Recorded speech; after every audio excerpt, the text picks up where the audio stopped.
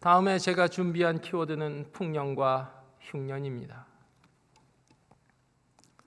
저희가 자본주의 시장 경제를 한 지는 제가 생각해보니 생각보다 길지가 않습니다.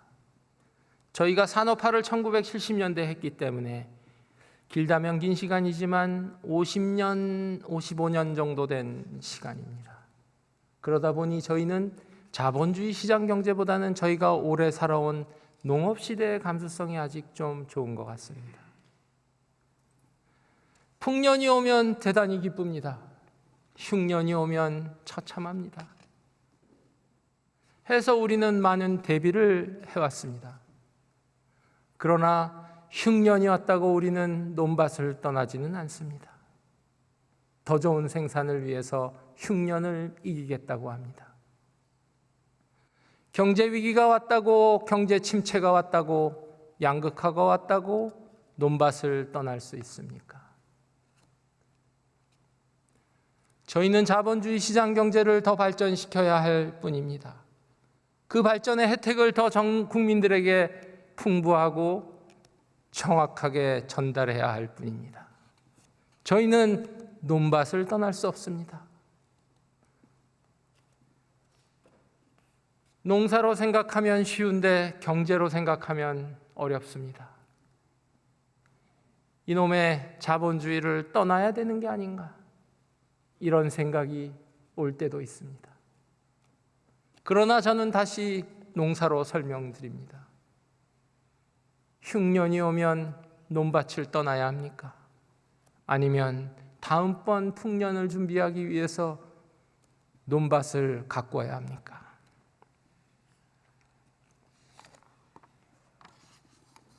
저희가 다뤄야 되는 경제 위기에 대해서 조금 디테일하게 설명드리겠습니다.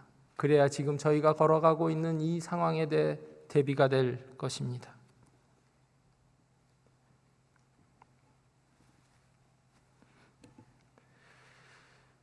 대한민국이 겪었던 초대형 경제 위기 1998년 외환위기를 다시 생각해 봅니다. 말씀드렸듯이 이 위기는 대한민국이 겪은 6.25 이래 최대 환란, 처참한 비극이었습니다. 그러나 이 위기는 1820년부터 주기적으로 나타난 경제의 흉년입니다. 처참한 흉년입니다. 해서 우리는 농사를 짓듯이, 논밭을 가꾸고 풍년을 대비하듯이 이 경제위기 속에 피어나는 경제를 가꾸기 위해 노력해야 합니다. 잘 알려지지 않았을 텐데 저희의 외환위기는 저희 나라에서 당시 시작하진 않았습니다. 동남아에서 시작됐습니다. 태국, 말레이시아, 홍콩 이런 것을 거쳐서 대한민국에 상륙했습니다. 그리고 저희가 너무 바빠서 모르지만 그 위기가 일본과 유럽까지 전이가 됐었습니다. 그래서 아마 기억하실 수 있습니다. 러시아 모라토리움이 있었습니다. 동아시아를 휩쓴 이 경제 위기 속에서 러시아가 최종적으로 국가부도를 맞게 됩니다. 결국 20세기를 휩쓴 동아시아판 경제공황이었습니다. 이 경제공황의 근원은 항상 그렇듯이 과잉 투자와 과잉의 빚이었는데, 그 당시 저희는 대한민국 산업화 성과에 열광했었고, 저희는 공장 투자, 즉 제조업 투자에 막대한 돈을 쏟아부었습니다. 당시 관치금융이 있었고 정경유착도 있었습니다. 저희는 그러나 그 위기를 결국 극복해냈습니다. 제가 저희 경제관료 선배들께 질문드려 보면 처음 겪는 일이라서 그 당시 변동환율제와 고정환율제의 차이, 금융시장의 개방의 차이, 이런 부분에 대해서 정확히 대비가 되어 있지 않았다고 합니다. 산업화의 열기에 도취되어 있었기 때문에 저희 스스로 준비가 덜 됐던 것이죠. 1820년 영국과 유럽이 겪었고 1930년 미국이 겪었듯이 저희도 호되게 당했습니다.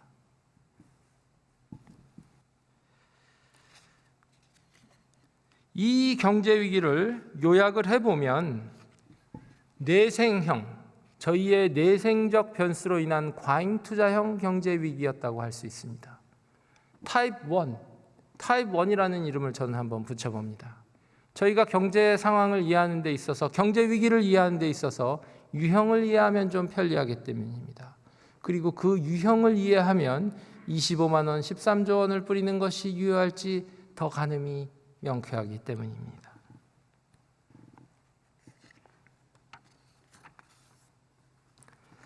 (1998년의) 외환위기를 통해서, 그러나 그 아픔을 딛고 저희는 성과를 냈습니다.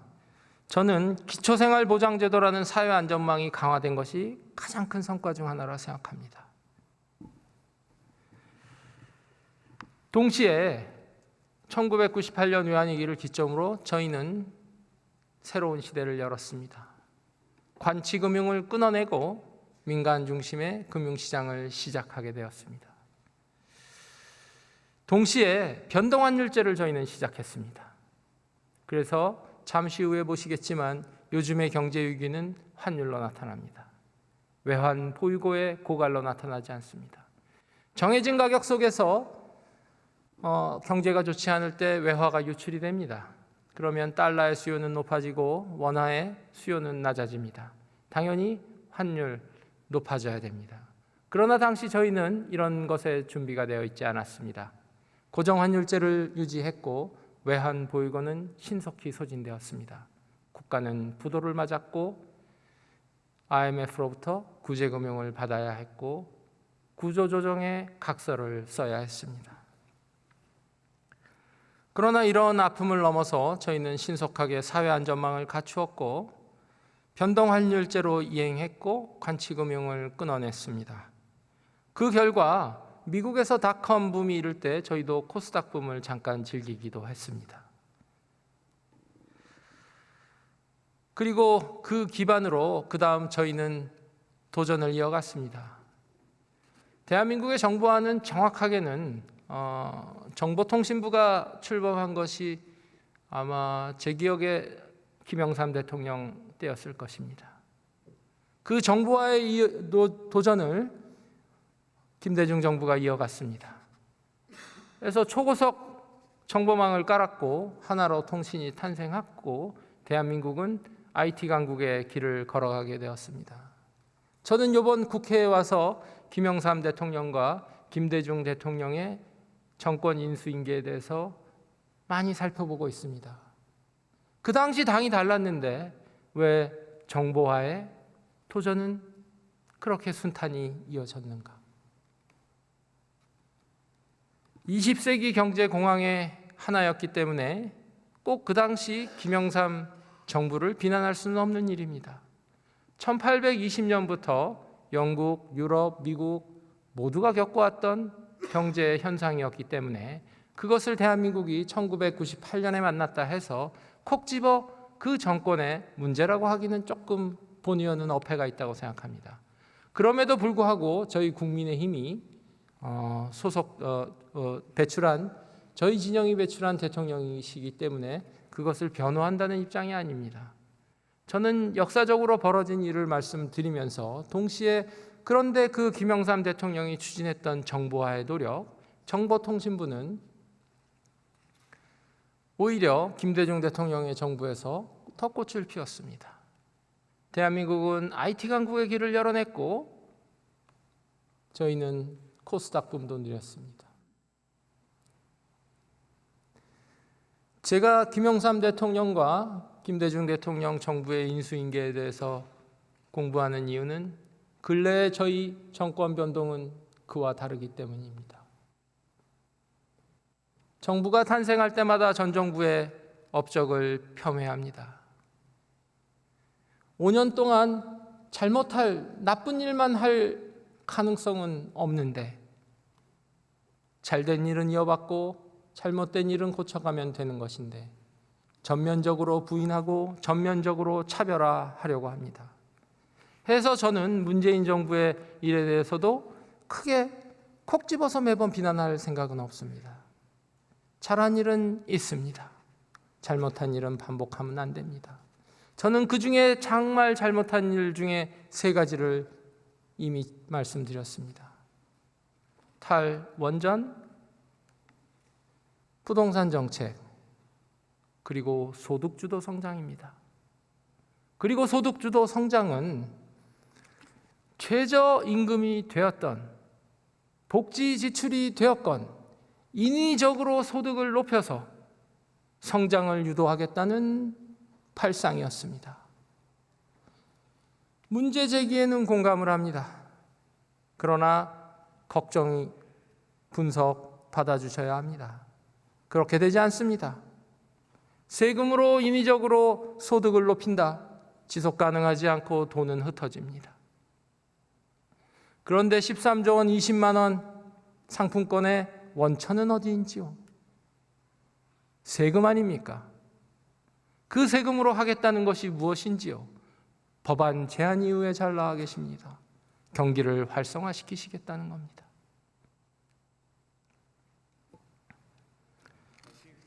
예. 그 다음 경제위기 얘기를 좀 드려보겠습니다. 저희가 겪은 두 번째 경제위기는 2008년 리만 브라더스 미국발 사태입니다. 이것은 저희에게 터진 게 아니라 밖에서 터진 외생변수형 경제위기입니다. 경제위기는 내부에서 터졌을 때 가장 처참하지만 외부에서 터졌다고 해서 안 위험한 것은 아닙니다. 바다에서 풍요롭게 배를 타고 가다가 옆에 큰 배가 지나가서 파도가 출렁해서 배가 뒤집힐 수도 있습니다. 내 배에 구멍이 뚫려서 배가 침몰하는 것이 타입 1, 내생형 경제위기라고 할 수 있습니다. 옆에 지나가는 큰 물결이 내 배를 뒤집는 것을 타입 2, 외생형 경제위기라고 할 수 있습니다. 그 당시 미국은 어떤 잘못을 했을까요? 미국은 부동산 과잉 투자를 했고 우리로 치면 1금융권의 주택담보대출, 그거를 2금융권에 다시 팔았습니다. 팔 때 그 부동산 담보대출을 조합을 해서 위험도를 낮추고 수익성은 좋게 한다는 금융에 공학을 했습니다. 그래서 척 보기에 이것은 1금융권이 한 것이고 또 뭐 안전해 보이고 해서 굉장히 안전하다는 생각이 확산이 됐고 가장 우수한 프라임 채권이 아니라 서브프라임, 약간 2등급이지만 상당히 위험이 상쇄됐고 완충됐고 수익성은 좋다는 서브프라임 모기지론에 과도한 투자가 이루어졌습니다. 그러나 공식으로 진실을 가릴 수는 없는 것입니다. 결국 감당할 수 없는 부채가 쌓였다는 게 파악이 됐고 결국 투자자들은 돈을 회수했고 주식이 폭락하기 시작했고 전례 없는 대공황 이래 1930년대 미국 대공황 이래 가장 파괴적인 금융위기가 2008년에 미국에서 발생했고 돈줄이 마른 미국은 돈줄을 땡기기 시작했습니다. 당연히 대한민국 주식시장에 들어와 있는 돈을 땡겼고 대한민국 채권시장에 들어와 있는 돈을 땡겼습니다. 자금이 일제히 빠져나가면 책상의 한쪽 다리가 무너지면 다른 책상은 뒤집힙니다. 대한민국은 2008년에 그 위기가 있었습니다. 그러나 다행히 그때는 1998년 이래로 저희가 발전시킨 변동환율제가 있었습니다. 해서 그 변동환율제가 지금 보시니까 조금 생소할 수 있는데 그 당시 며칠 만에 원달러 환율이 919원에서 1,500원으로 올라갑니다. 지금은 좀 워낙 지금 1,400원 시대가 돼서 감히 생경하실 수도 있습니다. 919원이었습니다. 그 당시에 원달러 환율이. 근데 며칠 만에 1,500원으로 오릅니다. 그러니까 600원이 오른 거니까 3분의 2 정도가 오른 거죠. 70%. 그러면 수입 대금을 결제해야 되는 우리나라의 수입업체들은 어떤 상황에 처하게 되겠습니까? 유학비를 보내야 되는 학부모들은 어떻게 됐겠습니까? 그래서 터진 게 키코 사태 아닙니까? 수많은 중소기업들이 쓰러졌지 않습니까? 저희의 잘못이 아니라 미국에서 터진 위기지만 돈이 빠져나가면서 환율이 꺾였습니다. 해서 그 당시 정부는 한미 통화 수합을 시도했습니다. 커런시 수합.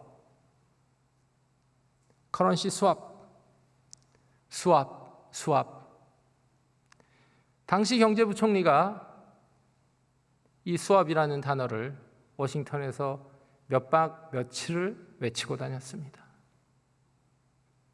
한미 통화 수합을 해달라. 수합.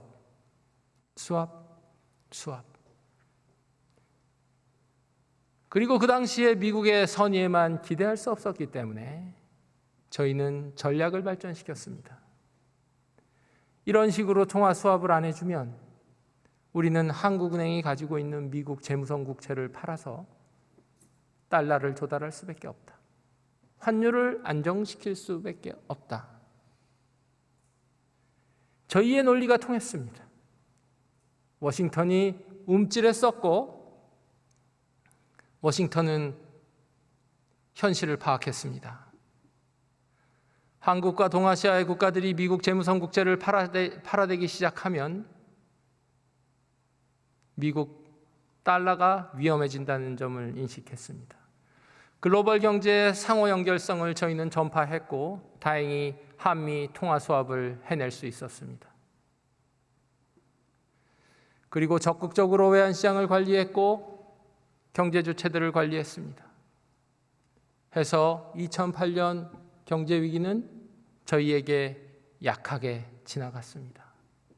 전 세계에서 가장 약하게 지나갔습니다. 그 당시 저희는 가슴을 쓸어내렸습니다. 1998년의 교훈이 그래도 우리를 도왔다. 과거에는 변동환율제의 준비가 되어 있지 않았지만 최소한 변동환율제를 이해했고 최소한 위기의 전파 경로를 이해했었습니다. 그래서 당시 우리는 문제를 최소화할 수 있었습니다. 그럼에도 불구하고 그 당시 키코 사태가 있었고 저축은행이 파산을 했습니다. 비극적인 일이었고 부동산 PF가 부실로 시장에 나왔습니다. 안타깝지만 거기까지 막지는 못했습니다.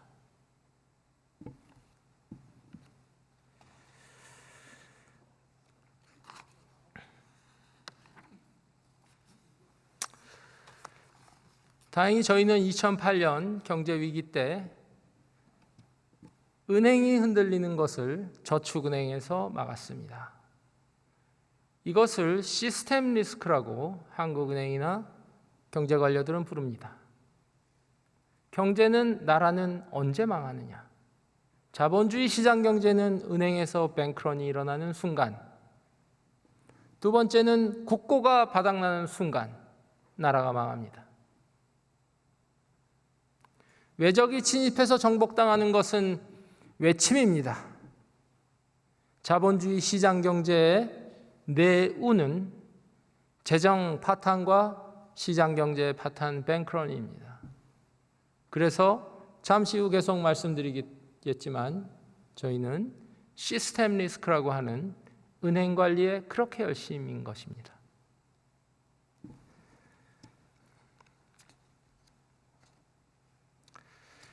드디어 세 번째 경제 위기를 설명드리겠습니다. 세 번째는 타입 1, 2와 조금 다릅니다. 타입 1은 저희 내부에서 시작된 빚잔치 과잉 투자이고 타입 2는 외부에서 미국 같은 것에서 출발한 잘못된 투자가 저희에게 전이되는 것입니다. 그런데 세 번째는 이런 투자나 빚이 아닌 비경제적 요인에 의해서 경제가 위기를 맞는 순간이 있습니다. 해서 저는 비경제 외생 변수형 경제 위기라는 표현을 붙여보았습니다. 이 위기가 바로 지금 이 시간 저희가 걸어가고 있는 코로나 경제 위기입니다. 코로나 바이러스가 2019년부터 퍼지기 시작할 때 저희는 당시에 이것이 어떤 파장, 어떤 시간, 어떤 크기로 이어질지 잘 파악이 안 됐습니다. 한 달 후, 두 달 후라는 얘기도 했고 어느 순간 이것이 2, 3년 간다는 얘기가 퍼지기 시작했습니다. 처음에는 잘 믿지 않았습니다. 당연합니다. 100년 만에 찾아온 팬데믹이었습니다. 1919년 당시 1910년대 찾아온 스페인 독감이 1차 대전과 함께 전 세계를 휩쓸었던 이래 100년 만에 찾아온 코로나 바이러스의 창궐이었습니다. 인류는 결국 그 출발점이 아직도 논란이 되고 있지만 코로나 바이러스의 확산을 차단하는 데 실패했습니다. 대한민국도 국경선을 지키는 데 노력했지만 결국은 뚫렸습니다. 저희는 마스크를 써야 했고 사회적 거리두기를 해야 했습니다. 그러나 이런 사회적 거리두기와 마스크 쓰기, 이것은 당연히 저희 활동의 장애로 찾아왔습니다. 즉, 경제 활동의 심각한 위축, 이것이 저희가 만난 비경제형 외생 변수 세 번째 경제 위기의 타입입니다.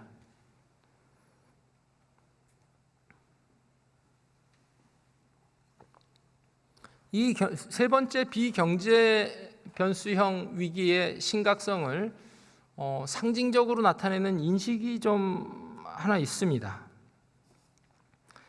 이게 아마 어렸을 때 그 비디오에서 나왔던 공익 광고인데요. 이 불법 안 좋은 비디오를 설명할 때 불량 비디오는 전쟁, 호환, 마마보다 무섭다. 이런 공익 광고가 있었습니다. 예, 그렇게 그걸 따다 쓸 정도로 전쟁, 호환은 호랑이죠. 마마가 전염병입니다. 감염병입니다. 이런 감염병의 위기는 사회의 모든 활동을 파탄내고 위축시킵니다. 제가 다시 돌아가서 자유시장 경제를 수식과 도식으로 이해하면 안 된다고 말씀드렸던 이유가 바로 이것입니다. 생산도, 소득도, 소비도, 세금도, 재정지출도 결국은 다 사람이 하는 일입니다. 사람의 활동이 위축이 되면, 사람의 활동이 거리를 둬야 하면 생산활동이 위축이 되고 당연히 소비가 위축이 되고 소득이 위축됩니다. 우리들이 재택에서 갇히는 기간은 경제활동에게는 혈액순환이 멈추는 상황과 같습니다. 혈액순환이 멈추면 심장이 멈추고 뇌가 멈추고 당연히 우리는 커다란 위험에 빠집니다. 경제가 다르지 않습니다. 우리들의 활동이 멈추면 돈의 흐름이 멈춥니다. 기업이 파산할 수 있고 가게가 어려움에 빠집니다.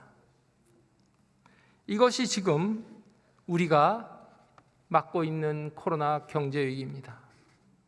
그런데 잘 설명이 되지 않은 부분이 하나 있습니다.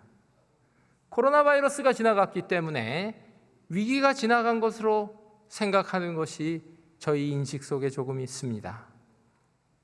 그런데 그것은 보건의료의 위기가 지나간 것입니다. 우리가 바이러스에 적응이 돼서 팬데믹이 엔데믹으로 바뀌어서 저희가 보건의료적 위기를 벗어난 것이지 경제의 위기는 벗어난 것이 아닙니다. 아직 현재 진행형입니다. 코로나로 인한 경제 위기는 처음에는 소비의 위축, 영업장의 영업 제한, 공급망의 해체, 단절 이런 식으로 다가왔습니다. 그런데 코로나 바이러스가 엔데믹이 되는 순간부터 저희는 더 파괴적인 경제 위기의 압력을 만났습니다. 그것은 바로 인플레이션이었습니다. 코로나 바이러스가 창궐하기 전에 2008년 리만 브라더스 사태에서 시작된 미국발 금융위기로 인해서 미국과 유럽 선진국들은 과감한 유동성 확장을 했습니다. 양적 완화라는 조치였습니다. 시장의 위기를 막기 위해서 그 당시 양적 완화를 한 것은 대단히 현명한 조치였습니다. 대공황에서 인류가 교훈을 얻은 것입니다. 1930년대 대공황에서는 경제가 파탄나는데 돈을 찍어낼 생각은 하지 못했습니다. 해서 연쇄적인 빚잔치가 일어났고 그 당시 경험에 대해서 논문을 썼던 버냉키라는 분이 미국 연방준비위원회 이사장이 되면서 그 참극을 정확히 대응을 했습니다. 그래서 유동성을 풀어서 연쇄적인 빚잔치를 막았고 인류는 2008년 시작될 수 있었던 제2의 경제대공황을 피할 수 있었습니다. 그러나 그 당시 완화된 유동성들을 거두어들이기도 전에 코로나 바이러스가 오면서 인류는 다시 당황했습니다. 저는 그 당시 옳지는 않다고 생각했는데 유럽과 미국에서 양적 완화가 된 상태에서 추가적인 양적 완화를 했습니다. 저는 차라리 그 당시에는 양적 완화보다는 이거는 배급 경제를 일정 기간 하는 것이 어쩌냐라는 제안을 하곤 했습니다. 왜냐하면 이것은 유동성이 불타버린 것이 아니라 부실화된 것이 아니라 경제활동이 멈춘 것이다. 그러면 정부가 받아야 되는 전기요금 이런 것들을 일제히 부채로 쌓고 동시에 생활의 안정을 가져올 수 없는 소득이 끊긴 분들에게는 일정한 배급표를 지급하는 것이 어떠냐. 그 당시에 상품권은 필요했을 수도 있습니다. 저는 그런 얘기를 했습니다. 그러나 당시 미국과 유럽은 다른 선택을 했습니다. 아니다. 일단 급하니까 돈을 풀어야 된다. 최선이 아닌 차선을 택했습니다. 그래서 3년간의 코로나 위기를 미국과 유럽은 건너갔습니다. 그런데 코로나 바이러스가 보건의료적 위기가 끝나는 순간 위기는 터져 나왔습니다. 2008년 양적 완화된 유동성 위에 코로나 위기로 확장된 유동성이 더해져서 과잉의 유동성이 시중에 풀리기 시작했습니다. 일반적으로 중앙은행들이 가장 목표하는 인플레이션 숫자는 2 내지 3%입니다. 2 내지 3%가 넘어가면 통화의 가치를 믿을 수 없고 시장 경제에서 거래는 불신됩니다. 자산의 가격, 사유재산권이 흔들리고 그리고 인플레이션이 찾아오면 인플레이션은 가장 잔혹한 조세로 작동합니다. 물가가 높아져서 실질 소득이 감소했을 때 당연히 부자들은 견딜 수 있습니다. 소득이 좀 줄어들어도 저축이 있고 재산이 있기 때문입니다. 그러나 월급으로 살아야 하는 임금 근로자, 빠듯한 사업소득으로 살아야 하는 자영업자들에게 이것은 가장 강력한 파괴적인 수탈입니다. 그래서 인플레이션이 다가왔을 때 사회는 가장 강력하게 파탄에 이르게 됩니다. 그 역사적으로 생생한 증거가 우리가 익히 알고 있는 독일의 나치당입니다. 1차 대전 이후에 과중한 전쟁 배상금을 치러야 했던 독일은 프랑스의 압력 속에서 통화를 증발했고 그 증발된 통화가 당시 독일 공화국을 파탄냈습니다. 열심히 일한 형과 맥주를 먹고 집에서 빈둥거리던 동생의 운명이 갈렸다는 우화가 그 당시 독일에서 유명합니다. 형은 열심히 일해서 저축을 했는데 돈은 휴지 조각이 됐고 맥주를 먹으면서 집에서 빈둥댔던 동생은 맥주병을 팔아서 부자가 됐다는 얘기입니다. 이것이 독일 공화국이 준 인플레이션의 교훈이고 이 파탄난 지경 속에서 마르크화의 사선을 거서 통화를 증발하는 일까지 생겼었습니다. 돈을 찍어낼 시간도 없이 통화 가치가 올랐던 것이죠. 이 파탄된 사회 상황에서 선동에 불을 지른 사람이 있습니다. 바로 히틀러입니다. 히틀러는 그 선동으로 의회를 하나씩 차지해서 다수당이 되어갔습니다. 히틀러는 단 한 번도 쿠데타를 한 적도 없습니다. 오로지 그의 선동으로 의회를 장악했고, 장악한 의회의 다수당의 힘으로 독재에 들어갔습니다. 이것이 인플레이션이 주는 교훈입니다. 그래서 당연히 전 세계 중앙은행들은 놀랄 정도로 놀랐습니다. 2 내지 3%로 지켜야 하는 인플레이션이 미국에서는 10%에 이르렀습니다. 대한민국에서는 6.5%까지 갔습니다. 놀라지 않을 수가 없었습니다. 이 대목에서 대한민국의 우수성을 한번 설명드리겠습니다. 인플레이션에 대응하기 위해서 금리를 가장 먼저 올린 나라가 대한민국입니다. 미국은 몇 달이 더 늦었습니다. 중앙은행이 신속하게 눈치를 채고 금리를 높이기 시작했고, 뒤늦게 물가 상승의 압력을 이해한 미국은 금리를 과격하게 올리기 시작했습니다. 미국이 금리를 높이게 되면 미국 금리를 쫓아서 돈이 미국으로 이동하게 됩니다. 즉, 대한민국과 다른 나라의 돈들이 미국 시장으로 유출되게 됩니다. 국제 화폐 이론의 이론을 설명드려서 죄송합니다만, 불가능한 삼위일체라는 이론이 있습니다. 자본의 이동성, 고정 환율제, 그리고 독자적인 금융정책 세 가지를 추구할 수는 없다. 두 가지 내지 한 가지는 희생해야 된다.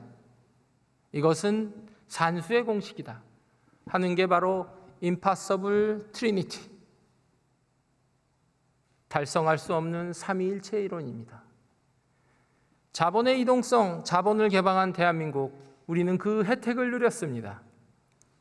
그 대가로 우리는 독자적인 금융정책, 즉 금리를 우리 뜻대로만 가져갈 수는 없습니다. 미국이 금리를 올렸고 저희도 금리를 따라서 올릴 수밖에 없었습니다. 금리를 높이게 되면 이자를 더 내야 되는 것은 당연하고, 더 중요한 것은 이자를 빌려서 사업을 하는 경우가 줄어듭니다. 즉, 돈이 회전되는 속도가 줄어듭니다. 이것을 우리는 화폐 유통 속도라고 합니다. 중앙은행이 금리를 높이는 이유는 화폐의 유통 속도를 낮춰서 물가를 잡기 위함입니다. 대한민국이 먼저 움직였고 미국이 먼저 움직였습니다. 이것이 저희가 코로나 이후에 마주친 세 번째 경제위기, 코로나 경제위기입니다.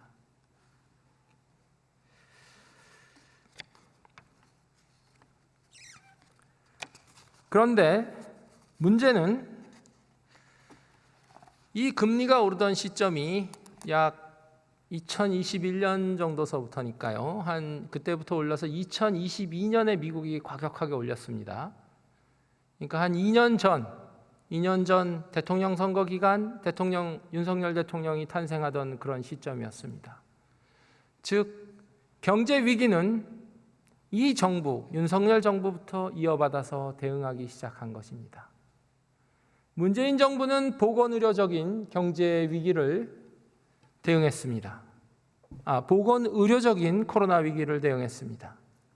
그것은 2019년, 20년, 21년 정도로 해서 끝이 났습니다.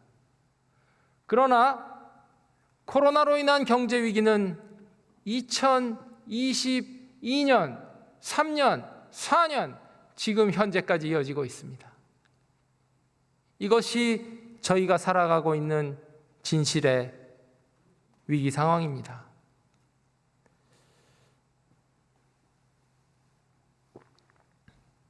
그런데 이자가 오르게 되면 가장 위험한 것은 부채입니다. 잘 알려지지 않았던 점이 있습니다. 지금 그래프로 설명을 드립니다.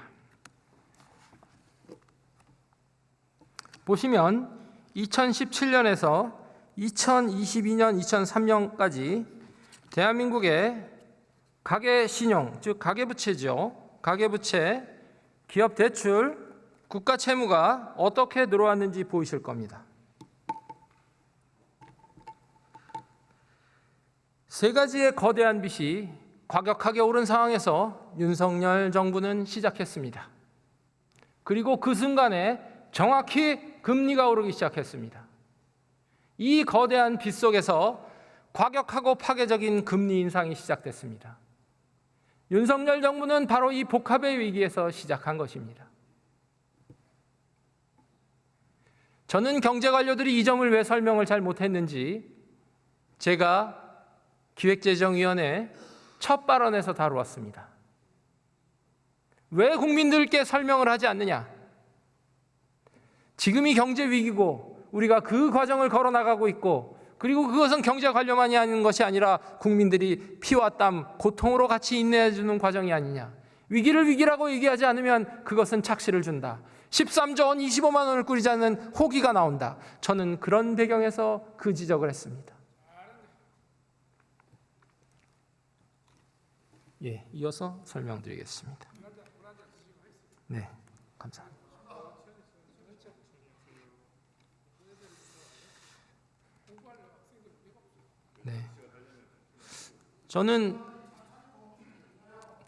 네, 저는 윤석열 정부가 잘했다 이런 말씀을 꼭 일방적으로 드리지는 않겠습니다. 저는 제가 이해하는 진실의 팩트를 먼저 말씀을 드리는 겁니다. 문재인 정부는 보건의료적인 위기를 대응했습니다. 평가합니다. 잘한 점도 있고 잘못한 점도 있습니다. 신속하게 대응한 점은 잘했고, 방심해서 백신을 늦게 가져온 것은 잘못했습니다. 그리고 그 과정에서 가장 노력한 것은 보건의료진이었는데 그것에 대한 충분한 보상이 이루어졌는지 본 의원은 아직 체크한 바는 없습니다. 그러나 어쨌거나 보건의료적 위기를 대응했습니다. 저는 그것을 평가합니다. 그러나 동시에 평가받고 싶습니다. 기업부채, 가계부채, 국가부채, 거대한 부채 속에서 급격하게 오른 이자율 상황에서 윤석열 정부는 시작했고 저희는 시작했습니다. 이것은 평가를 해주셔야 됩니다. 제가 1820년, 1930년, 1998년, 2008년 경제위기가 주기적으로 나타났고 그 속에서 벌어질 수 있는 과격한 위험성들을 설명드렸습니다. 지난 2년 동안 저희는 힘들었습니다. 물가가 올랐고 실질 임금이 후퇴했고 자영업자, 소상공인들의 삶이 어렵습니다. 지금도 어렵습니다. 그러나 과격한 연쇄도산이 있었는지요? 강원도에서 레고랜드 채권이 문제를 일으켜서 위험했던 순간이 있었습니다. 또한 태영이라는 건설사가 부도에 빠졌던 부도 선언을 했던 게 금년 초입니다. 부분적인 위기는 있었습니다. 그러나 전반적인 위기는 관리되고 있습니다. 저는 이 점을 전달드리고 싶습니다.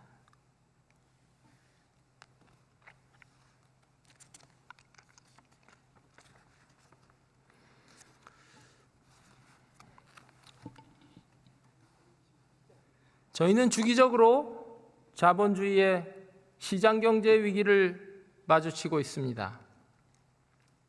그런데 제가 22대 국회에 등원해서 꼭 전달드리고 싶고 또한 같이 토론하고 싶은 것이 정치와 경제는 서로 다른 영역이 아닙니다. 경제 현상, 경제의 번영과 파탄 속에서 새로운 정치 사조가 튀어나옵니다. 그리고 그 정치 사조는 그 시대의 문제를 해결하기도 하고 더욱 파멸로 이끌기도 합니다. 저는 저희 국회의원들이 이 점을 꼭 이해해야 한다고 생각합니다. 왜냐하면 저희도 자본주의 시장 경제를 살아가고 있고 거기서 탄생하는 작동과 오작동 속에서 저희의 정치적 해법과 정치적 도전이 시작될 것입니다. 과거의 사례 속에서 저희는 교훈을 얻어야 합니다. 저희는 실수를 반복해서는 안 됩니다. 가장 안타까운 것은 과거 다른 나라에서 자본주의 선례가 다 있는데 저희가 그것을 반복할 이유가 뭐가 있습니까? 잠시 문재인 정부 비난을 좀 드려보겠습니다. 비난이 아니라 비판을 좀 드려보겠습니다. 돈을 풀어서 소득을 높이고 성장을 이끌겠다는 이 실패의 생각은 1970년대 미국이 이미 겪었던 패착입니다. 1930년대 대공황에서 프랭클린 루즈벨트 대통령의 뉴딜과 재정정책, 공공지출, 사회안전망은 그 당시 시대상을 보듬었습니다. 다음 단계로 이어졌습니다. 팩트 맞습니다. 그러나 민주당의 1930년대부터 시작한 민주당의 전성기는 1960년대부터 저물기 시작했습니다. 그 이유는 재정 지출을 통해서 국가의 소득을 키우고 경쟁력을 강화한다는 오류에 빠졌기 때문입니다. 결국 아무리 돈을 풀어도 국가의 경쟁력은 나아지지 않고 물가만 오르는 오류에 빠졌습니다. 그게 바로 스태그플레이션입니다.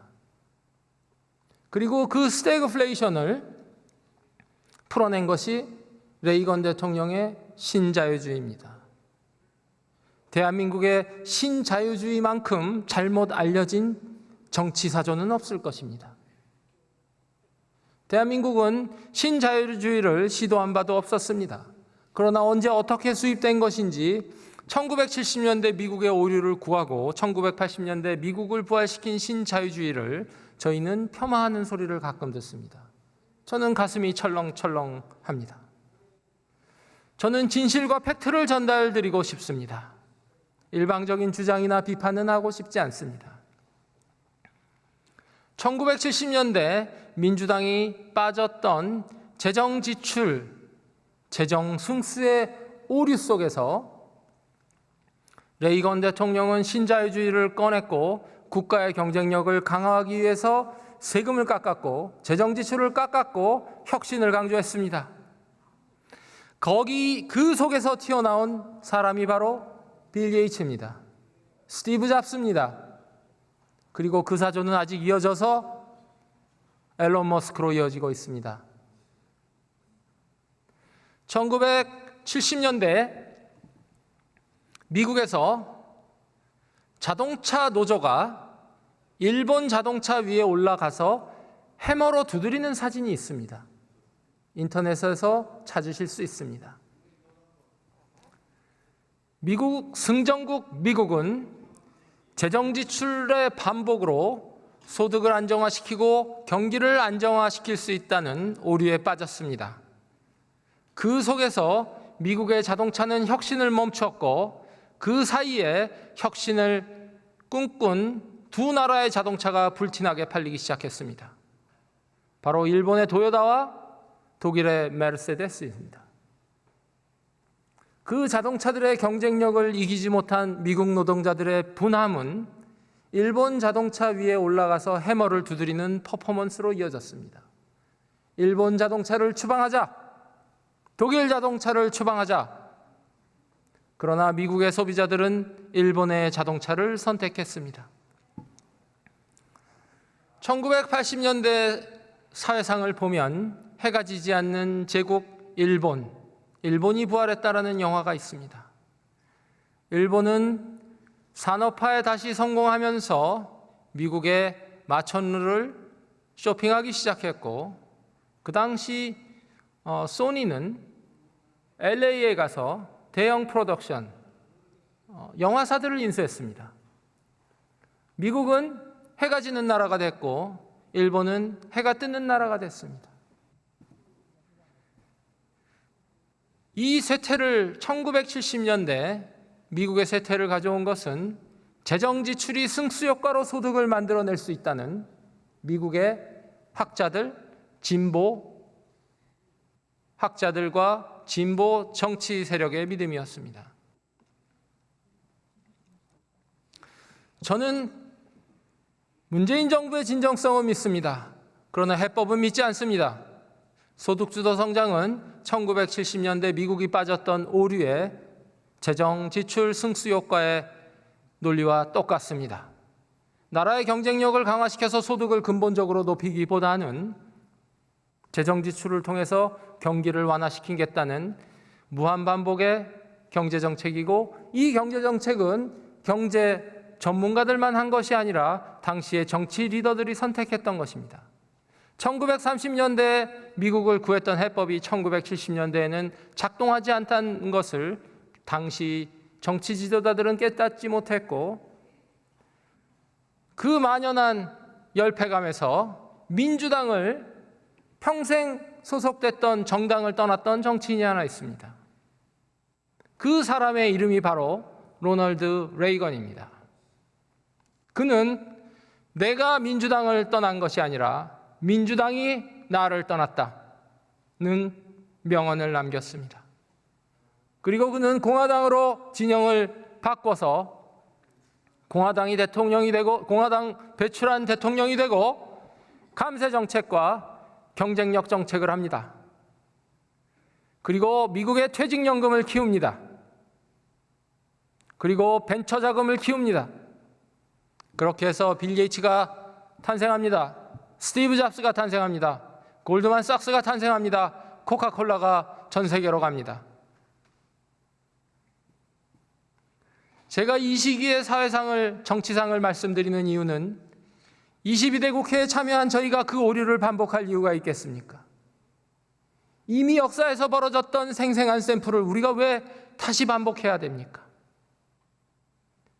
민주당 정부가 5년으로 끝난 것은 민주당의 축복일 수도 있습니다. 민주당이 소득주도 성장을 5년 아니라 10년 끌어갔다면 나라는 파탄났고 민주당은 그 죄를 씻기 어려웠을 수도 있었습니다.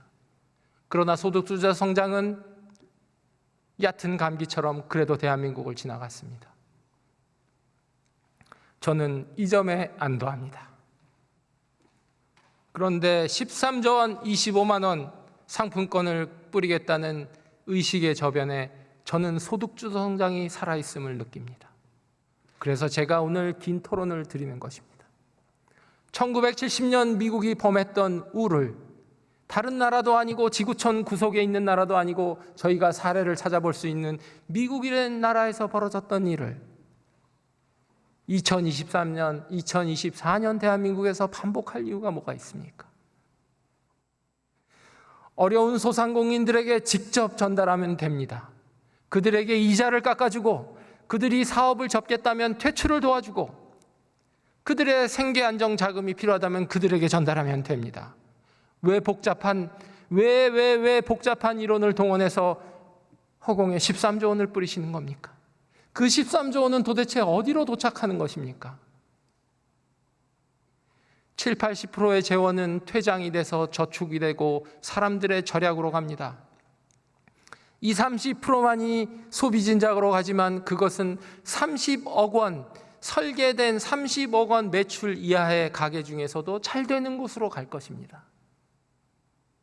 그리고 이런 공약을 선거철에 뿌리시면 어떡합니까? 이것이 현금성 매표 정책이 아니면 뭐가 매표 정책입니까? 여기 계신 국회의원 모든 분들은 선거를 겪으신 분입니다. 대한민국의 선거법이 얼마나 엄격한지, 법 하나 틀리면 선고소송에서 무효소송이 될 수 있기 때문에 얼마나 조심하십니까? 그 어려운 선거법이 탄생하고 자리 잡기까지 얼마나 치열한 민주주의의 노력이 있었습니까? 정치자금 선진화의 노력이 있었습니까? 노무현 대통령 때 생생히 기억납니다. 1년차에 정치자금 수사가 있었지 않습니까? 제 기억에 당시 노무현 대통령은 이렇게 얘기하셨습니다. 내가 10분의 1 이상 썼으면 책임지겠다. 그 당시만 해도 정치자금, 눈에 보이지 않는 정치자금이 있었던 겁니다. 저희는 그 시대를 건너온 것이 아닙니까? 지금 그런 일을 상상할 수 있습니까? 간신히 이렇게 저희 국민의힘 진영도 문제가 있었지 않습니까? 저희는 차떼기 당이라는 오명 속에서 천막당사까지 했던 당이 아닙니까? 저희는 그 시기를 다 건너왔습니다. 그런데 갑자기 총선을 보름 앞둔 시간에 15만 원, 25만 원, 13조 원을 뿌리겠다는 공약을 태연히 발표되는 이 상황. 저는 충격을 먹지 않을 수 없었습니다. 그러나 하나의 희망은 이것이 선거철 해프닝으로 끝날 줄 알았습니다.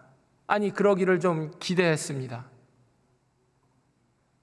그런데 선거철에 25만 원, 13조 원을 뿌린다는 그 공약이 22대 국회 다수당의 1호 법안입니다. 그리고 그 1호 법안을 발의하신 분은, 그 다수당에 처음 발의하신 분은 대표십니다. 비난을 하지 않습니다. 저는 분석을 드리는 겁니다.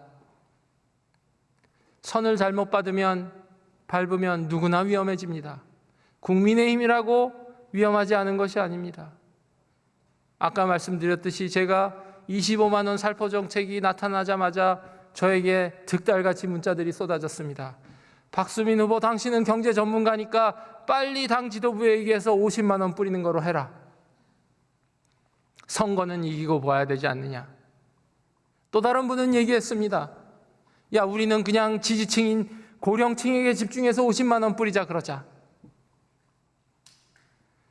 매일매일 선거철에서 이렇게 하자 저렇게 하자는 전략적 제안이 얼마나 많습니까? 몸도 피곤하고 마음도 피곤하지만 선거를 치러야 된다는 일념으로 저는 버텼지만 그 제안은 받을 수 없었습니다. 저는 반드시 국회의원이 돼서 25만 원 현금 살포 정책은 매표 행위이고 저희가 끊어내야 한다는 얘기를 드리고 싶었습니다. 오늘 그 기회를 주셔서 정말 감사합니다. 정치와 경제는 한 몸입니다. 경제가 정신이고 책임이고 소명의식이라고 말씀드렸습니다.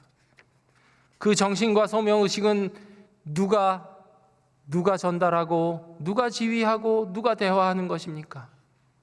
저희는 25만 원의 상품권을 전달해야 되는 사람들입니까? 아니면 25만 원 상품권에 대한 정확한 생각을 전달해야 되는 사람입니까? 저는 후자를 택하겠다고 말씀드렸습니다. 정치와 경제가 어떻게 연결돼 있고 경제의 상황이 어떠한 정치의 사조를 만들어내며 그 정치의 사조는 어떻게 세상을 파탄에 이르게도 하고 살리기도 하는가? 잠시 그 역사의 사례를 조금 설명드리고 싶습니다.